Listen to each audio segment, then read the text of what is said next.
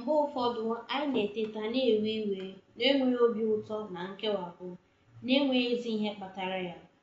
Mgbe ụfọdụ anyị na-agbama ka a na-edu mkpụrụ obi anyị n'ụkpụrụ nlekọta anyị.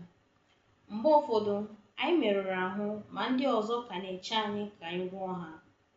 N'ime ndụ, n'ihi akpụkpọ ụkwụ anyị na uwe anyị na-echikọta nke ọma na ahụ anyị apụtaghị na anyị dị mma. N'ihi na ejighị ntapu, bandeeji maọbụ plasta n'ahụ anyị, anyị anọghị n'ụlọ ọgwụ apụtaghị na anyị enweghị nsogbu maọbụ akụkọ ọbụla. Anyị kwesịrị ibe anyị ịlanarị ka a na-aga n'ihu ịga nke ọma n'ụzọ na-eduga ebighị ebi. Ndụ na-akawanye mma na ịma mma mgbe anyị na-eme njem site na nkwado nke ezi ndị enyi na ndị otu ezinụlọ. Ụtụtụ mara mma.